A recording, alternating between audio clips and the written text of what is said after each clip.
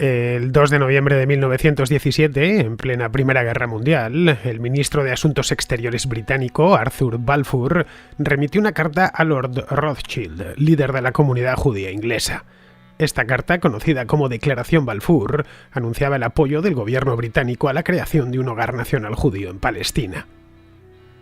Con esta medida, los británicos buscaban el apoyo de las comunidades hebreas, sobre todo las de Estados Unidos, en contra de los imperios centrales, y muy especialmente contra el Imperio Otomano, quien controlaba Palestina desde el siglo XVI. 2 años antes de la Declaración Balfour, en 1915, Henry McMahon, un alto comisario británico en Egipto, había remitido una serie de cartas al jerife de la Meca, Hussein Ben Ali, con objeto de promover una revolución árabe en contra del dominio otomano, desde los territorios de la península arábiga hasta Siria, territorios que en su mayor parte, finalizada la guerra, quedarían bajo el dominio de Hussein, incluida, por supuesto, la propia Palestina. De esta forma, los británicos habían prometido a dos grupos diferentes, los judíos de Rothschild por un lado y los árabes de Hussein por el otro, el mismo territorio para la configuración de sus futuros estados. Sin embargo, el gobierno británico estaba dispuesto a no cumplir con ninguna de sus promesas, pues en el año 1916 se firmó el acuerdo secreto Sykes-Picot entre Francia y el Reino Unido, por el que estos dos países se dividían las posesiones del Imperio Otomano en el creciente fértil, quedando la zona del Líbano y Siria en manos de los franceses, mientras los ingleses se reservaban el gobierno de los actuales Irak, Jordania, Palestina e Israel. Todos estos acuerdos se hicieron públicos a finales de 1917. La Primera Guerra Mundial concluyó un año más tarde. Francia y Reino Unido se dividieron el territorio como habían pactado en el acuerdo Sykes-Picot, pero tanto los árabes de Hussein como los judíos no estaban dispuestos a perder lo que les habían prometido. De este modo arrancó el conflicto por Palestina, que perdura hasta el día de hoy. El último reino independiente de los judíos fue el del rey Herodes el Grande, en el siglo I a.C., que fue dividido entre sus hijos a su muerte e incorporado progresivamente en el Imperio Romano a lo largo del siglo I. En ocasiones de forma violenta, como cuando Tito, el futuro emperador, hubo de poner sitio a Jerusalén en el año 70. Los judíos protagonizaron una nueva revuelta liderada por Bar Kokhba en tiempos de Adriano, entre los años 132 y 135. Sometidos los rebeldes, el emperador ordenó la muerte de sus líderes y el exilio del resto de los judíos, considerándose este el momento del inicio de la diáspora judía por todo el Mediterráneo. Hay que señalar que esto de exiliar de sus tierras originales a las tribus derrotadas era una práctica común en el Imperio Romano, como ocurrió, por ejemplo, tras las guerras cántabras, en el año 19 a.C., cuando Octavio hizo deportar a todos aquellos cántabros que no habían sucumbido. Sin embargo, hemos de ser conscientes de que estos exilios de la antigüedad no podían ser sistemáticos, y si bien es cierto que, en el caso de los judíos, muchas comunidades hebreas se instalaron por doquier tras la revuelta de Bar Kokhba, otras muchas quedaron viviendo en Palestina, donde se agudizó su helenización. Es decir, adquirieron la lengua y las costumbres griegas, como ocurrió con el resto del Imperio Romano de Oriente, más tarde conocido como Imperio Bizantino. El auge del cristianismo en el siglo III también favoreció, en cierta medida, el del judaísmo, con lo que surgirían nuevas comunidades hebreas, no fruto ya de la diáspora, sino por conversión.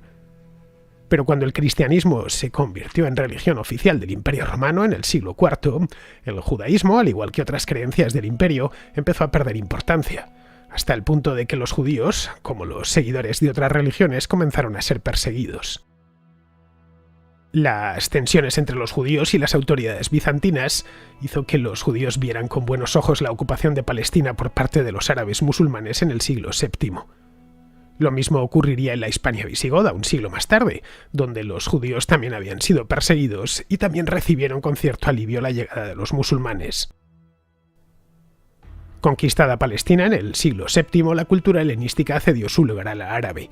El griego dejó de ser la lengua franca de aquel territorio y pasó a serlo el árabe, que fue la lengua común de los habitantes del lugar hasta bien entrado el siglo XX. En 1917, cuando se produjo la Declaración Balfour, los habitantes de Palestina, ya fueran cristianos, musulmanes o judíos, hablaban básicamente árabe.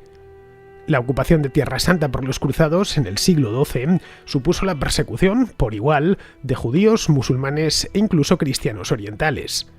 Los siguientes señores de Palestina, los ayubíes, los mamelucos y los otomanos, todos ellos musulmanes, recuperaron la entente cordial entre religiones previa a las cruzadas. Los musulmanes tenían todos los derechos y el resto, cristianos y judíos, se les permitía mantener su religión con limitaciones y previo pago de un impuesto especial. Fuera del mundo islámico, los judíos asentados en tierra cristiana eran sometidos a unas condiciones más duras que las de los sultanatos islámicos. Además de periódicas expulsiones conocidas como pogromos, los judíos fueron expulsados de Francia en el siglo XII y de nuevo en el siglo XIV, de Inglaterra en el siglo XIII, en el siglo XIV de Alemania y Hungría y en el siglo XV de Austria, varios estados italianos y de los reinos hispánicos. Esto provocó que las principales comunidades judías de la Edad Moderna quedaran o se concentrasen en los Países Bajos y Polonia, o emigraran directamente al Imperio Otomano y sus estados vasallos, como los reinos del Magreb. El auge de los nacionalismos del siglo XIX volvió a provocar nuevas oleadas antijudías por toda Europa, por considerar que los seguidores de la ley de Moisés rompían la homogeneidad que se buscaba para los estados-nación que fundamentaban su legitimidad en una cultura, una lengua y una religión. Comienza entonces el interés por la creación de un territorio judío propio que podría ubicarse en Palestina. A mediados del siglo XIX, el rico financiero británico de origen judío Moses Montefiore viajó a Tierra Santa para conocer a las comunidades judías que aún permanecían allí, poniendo en marcha algunas medidas para mejorar sus condiciones de vida. La labor de Montefiore se considera el origen del sionismo, el movimiento encaminado a conseguir la creación de un Estado judío, un movimiento que se puso en marcha a finales del siglo XIX tras el caso Dreyfus. Alfred Dreyfus fue un militar francés acusado falsamente de espionaje. En su condena influyó el hecho de ser judío. Un periodista austrohúngaro, Theodor Herzl, también judío, siguió de cerca el caso y ante la injusticia manifiesta, abogó por la creación de un Estado judío donde todos los judíos del mundo pudieran vivir en paz. Herzl murió mucho antes de ver su propósito realizado, si bien es cierto que entre los lugares para ubicar su futuro Estado estaba la Siria otomana, dentro de la cual se incluía Palestina.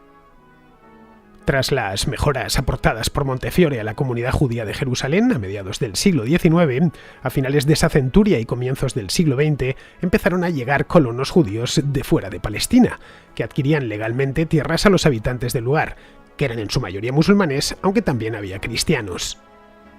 Pero mientras eso ocurría, en el seno del Imperio Otomano se abrió el debate nacionalista, y algunos miembros de las diferentes comunidades que formaban el imperio empezaron a solicitar autonomía para sus territorios. Es en ese momento cuando se van fraguando los diferentes estados balcánicos, desde Serbia hasta Bulgaria, y cuando se produce el auge del nacionalismo armenio, que habría de sufrir el genocidio de 1915 y del mundo árabe. Este último partía de un elemento común, la lengua árabe, y otro mayoritario, el Islam, pero a partir de ahí presenta una amplia heterogeneidad, que ha marcado las disensiones de ese mundo arabófono durante todo el siglo XX. Hasta la Primera Guerra Mundial, la progresiva llegada de nuevos colonos judíos a Palestina fue observada con relativa inquietud por los intelectuales árabes del lugar. Si, por un lado, esos colonos permitían el desarrollo del territorio, por otro, se convertirían en una fuente de inestabilidad de cara a la futura nación árabe. Tras la Primera Guerra Mundial, la correspondencia entre McMahon y Hussein, favorable a la gran nación árabe que incluía Palestina, y la Declaración Balfour, que entregaba una parte de esa Palestina a los judíos, condujo a que la situación se deteriorase con rapidez. Entre 1917 y 1948, Palestina quedó bajo el mandato británico. En ese momento el 80% de la población eran musulmanes, un 15% judíos, unos pocos con raíces ancestrales en Palestina y muchos inmigrantes llegados en las décadas previas. El resto pertenecían a diferentes sectas cristianas y de otras creencias. La lengua franca que empleaban para comunicarse entre ellos era el árabe. En los años 20 se creó la Agencia Judía para favorecer la inmigración de judíos a Palestina, sobre todo desde Europa. Esta afluencia, cada vez más numerosa, provocó la reacción de los extremistas musulmanes, dirigidos entre otros por Amin al-Husseini, gran muftí de Jerusalén, quien auspició las matanzas de 1929, donde fueron asesinados varias docenas de judíos, sobre todo en Hebrón, y también murieron varias docenas de musulmanes en la represión organizada por la policía británica. Otra consecuencia de estos hechos fue la consolidación de la Haganá como fuerza de autodefensa judía y embrión del futuro ejército de Israel.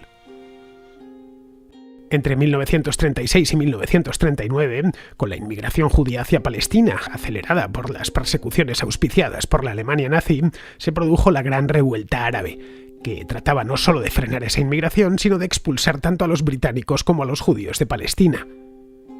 La gran revuelta provocó la muerte de miles de palestinos, musulmanes y de cientos de británicos y judíos, así como la aparición de grupos extremistas judíos como el Irgun o el Grupo Stern, que decidieron ir más allá de las labores de autodefensa de la Haganá para tomar la iniciativa contra otros palestinos mediante acciones terroristas.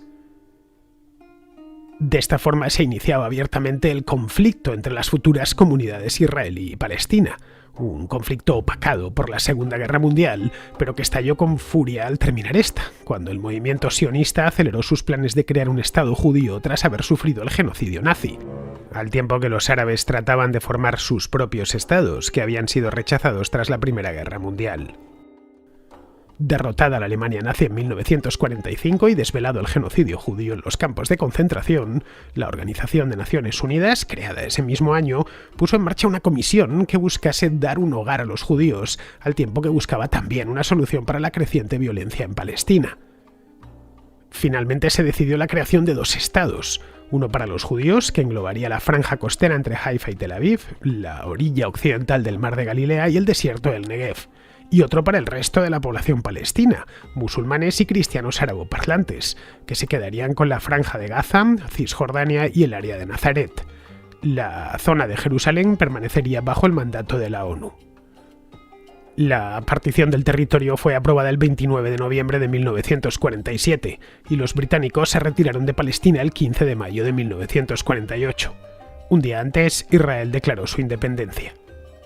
La violencia vivida hasta entonces, con ataques y atentados terroristas por ambas partes, se convirtió en una guerra abierta donde Israel hubo de enfrentarse a los países araboparlantes de la zona, países que en muchos casos eran de reciente creación y como resultado de las decisiones tomadas por las autoridades coloniales francesas y británicas.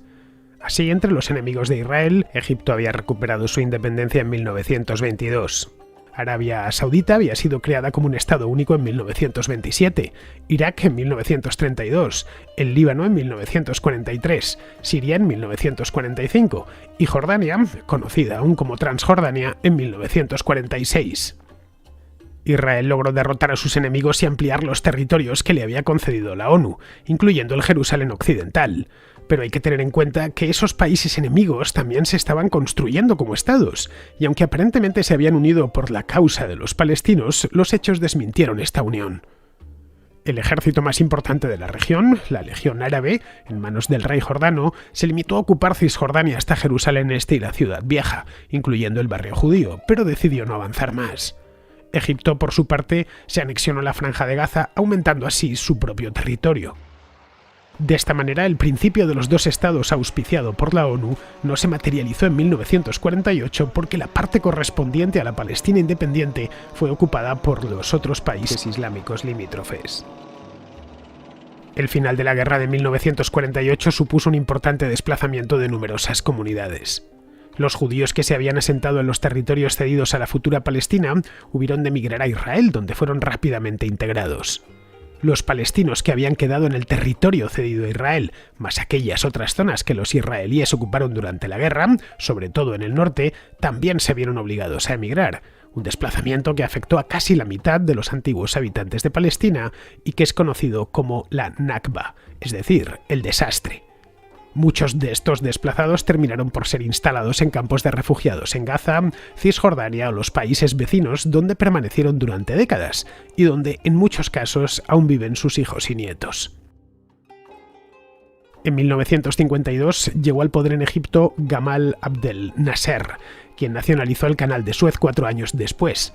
Esto provocó el ataque conjunto de Francia, Gran Bretaña e Israel, que ocuparon la península del Sinaí hasta la orilla del propio canal.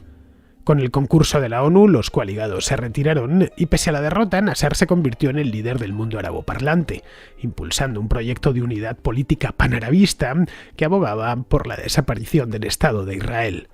Es entonces cuando surge la Organización para la Liberación de Palestina, la OLP, bajo la tutela de Egipto, que englobaba diferentes grupos nacionalistas palestinos preexistentes, incluido el partido secular Fatah, liderado por Yasir Arafat. Las agresiones de los nacionalistas palestinos arreciaron así como los contraataques israelíes, hasta que Israel decidió declarar la guerra a sus vecinos, aliados de los palestinos. Esta fue la Guerra de los 6 días, de 1967, donde Israel derrotó a los egipcios, a los que arrebató Gaza y el Sinaí, a los sirios, ocupando los altos del Golán, y a los jordanos, que perdieron la Cisjordania. De esta manera, toda la Palestina del mandato británico quedó bajo control israelí.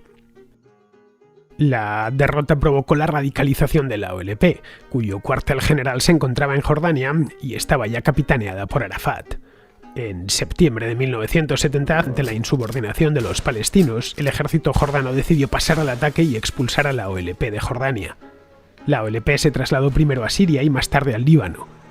Fue entonces cuando se agudizaron los ataques terroristas de algunas facciones de la OLP, siendo el más conocido de todos ellos el asesinato de varios atletas israelíes en Múnich durante las Olimpiadas de 1972.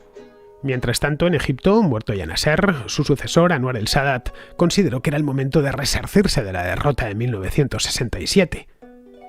Estalló así en octubre de 1973 la Guerra del Yom Kippur, en la que los ejércitos de Egipto y Siria fueron nuevamente derrotados. Esta nueva guerra, que provocó una crisis económica mundial cuando los países árabes productores de petróleo decidieron subir el precio del crudo ante el apoyo del mundo occidental a Israel, dejó a la OLP como el único representante reconocido de los palestinos. También abrió el camino de la paz entre Israel y Egipto, firmada en 1979 a instancias del presidente Jimmy Carter en Camp David y que supuso la devolución del Sinaí a Egipto. Mientras tanto, en el Líbano, en 1975, los enfrentamientos entre las diferentes comunidades religiosas del país habían desembocado en una guerra civil que fue aprovechada por la OLP. Estaba allí asentada en aquel momento para rearmarse y realizar numerosos ataques sobre Israel. Los israelíes terminaron por invadir el Líbano en 1982, expulsando a la OLP en 1985, que hubo de refugiarse en Túnez. Antes de eso, en 1979, en Irán se había producido la Revolución Islámica, abanderada por el ayatolá Jomeini. Los iraníes, pese a no ser un país árabe, habrían de convertirse en una de las principales fuentes de financiación de los grupos palestinos más extremistas hasta la actualidad. En 1987, con los dirigentes de la OLP exiliados ya en Túnez y los rivales de Israel muy debilitados, la violencia de baja intensidad que se vivía en los territorios ocupados estalló en forma de revuelta popular. Los palestinos protestaron contra las pésimas condiciones de vida a las que estaban sometidos por las autoridades israelíes. Fue el inicio de la primera intifada, que habría de extenderse hasta 1993 y en la que se creó una nueva organización nacionalista palestina muy radical, llamada Hamas, hoy declarada como grupo terrorista por muchos países. En agosto de 1990, Irak invadió a su vecino Kuwait, iniciando así la Primera Guerra del Golfo. Los iraquíes fueron rápidamente derrotados por una coalición internacional liderada por Estados Unidos. El fin de la Guerra del Golfo volvió a poner en el plano internacional la necesidad de acabar con ese otro conflicto en la región, el existente entre israelíes y palestinos, para lo que se convocó una gran conferencia de paz en Madrid en el año 1991.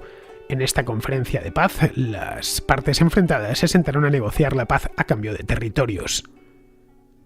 Las negociaciones iniciadas en Madrid culminaron en los acuerdos de Oslo de 1993, que supusieron el fin de la primera intifada, y en los que se reconoció la existencia de un gobierno propio de los palestinos, la Autoridad Nacional Palestina, a la que se cederían progresivamente los territorios que Israel había ocupado en 1967.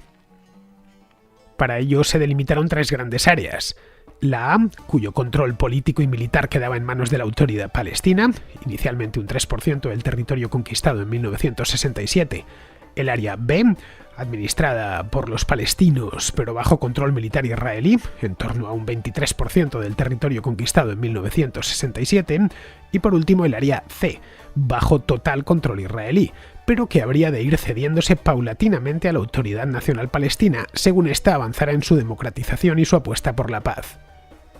El resultado fue la creación de una serie de límites complejos que llenaron Gaza y Cisjordania de controles militares entre las diferentes zonas.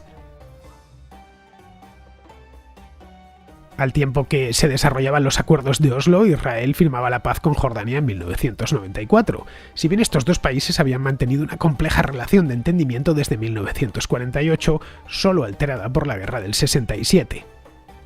El incumplimiento de los acuerdos de Oslo por parte de Israel, que no detuvo la creación de asentamientos en el área C de los territorios ocupados, volvió a prender la mecha de la revuelta popular palestina en septiembre del año 2000, dando inicio a la segunda intifada.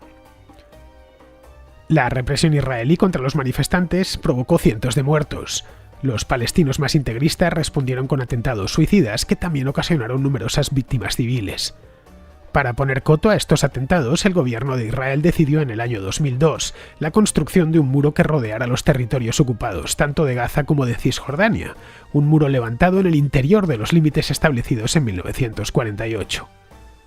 La enérgica represión del ejército de Israel, la construcción del muro, el asesinato de Ahmed Yassin, fundador de Hamas, en marzo del año 2004, y el posterior fallecimiento de Yasser Arafat, en noviembre de ese mismo año, prácticamente acabaron con la segunda intifada. Se consideró que la muerte de Arafat abriría un nuevo escenario político favorable a la paz. En ese sentido, en 2005 Israel decidió retirarse de la Franja de Gaza, que quedaba así totalmente bajo el control de la Autoridad Nacional Palestina, presidida desde entonces por Mahmoud Abbas. Para el año siguiente, en 2006, en las elecciones parlamentarias palestinas, Fatah, el partido de Abbas, fue derrotado por Hamas, liderado ahora por Ismail Haniyeh. Abbas se negó a reconocer la derrota y la situación escaló hasta un enfrentamiento armado entre los dos grupos, que supuso la muerte de cientos de palestinos. Hamas quedó controlando la Franja de Gaza, mientras Fatah ya solo ejerce su gobierno sobre Cisjordania. Ese mismo año de 2006, la milicia chií del Líbano, Hezbollah, financiada al igual que Hamas por Irán, realiza una incursión en el norte de Israel que motivó una nueva invasión del Líbano por parte israelí. Si bien los israelíes lograron repeler el ataque, se extendió una cierta sensación de debilidad que fue aprovechada por Hamas para iniciar una serie de ataques desde Gaza sobre Israel, que terminaron con la invasión de la Franja de Gaza a finales de 2008. La invasión terminaría en enero de 2009, cuando se habían alcanzado los objetivos militares previstos. El inicio de la primavera árabe en 2010, un intento de democratización de una serie de países islámicos del norte de África y del Próximo Oriente, llevó a Siria a una guerra civil iniciada en 2011 que facilitó la creación del Estado Islámico, sunita, al que se enfrentaron los chiitas de Hezbollah. De esta manera, los últimos grandes rivales de Israel en la región quedaban fuera del juego palestino. Desde 2012 hasta 2021, la política de Israel y Palestina ha estado marcada por los avatares políticos del primer ministro israelí, Benjamin Netanyahu, el líder de Hamas Haniyeh y el presidente palestino Mahmoud Abbas. Abbas se ha negado por diversas razones a convocar nuevas elecciones en Palestina, algo que no se ha realizado desde el año 2006. Probablemente la causa principal es el temor a una victoria incontestable de Hamas. Por su parte, Haniyeh, el líder de Hamas, ha propiciado sucesivos conflictos con Israel, con numerosas víctimas en 2012, 2014 y 2021, para mostrarse como el hombre fuerte capaz de enfrentarse a los israelíes.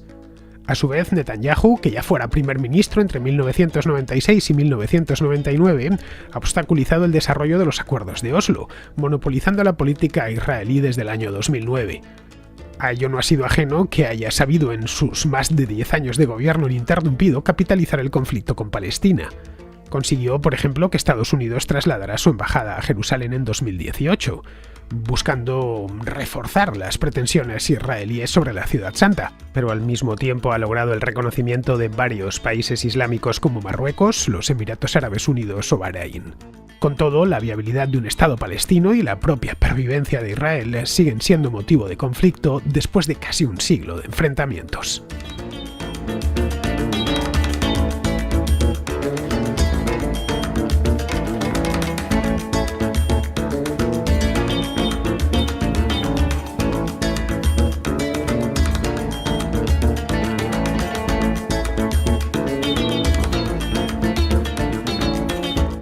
Tenemos buenas noticias para todos los amantes de Academia Play. Hemos desarrollado una app que ya puedes descargarte en tu móvil o en tu tablet. Dentro de la aplicación tienes toda la historia de España desde la prehistoria hasta nuestros días. La aplicación cuenta con 47 unidades didácticas, cada una de ellas con un vídeo, un podcast y un texto. Es decir, 47 vídeos, 47 podcasts y 47 textos.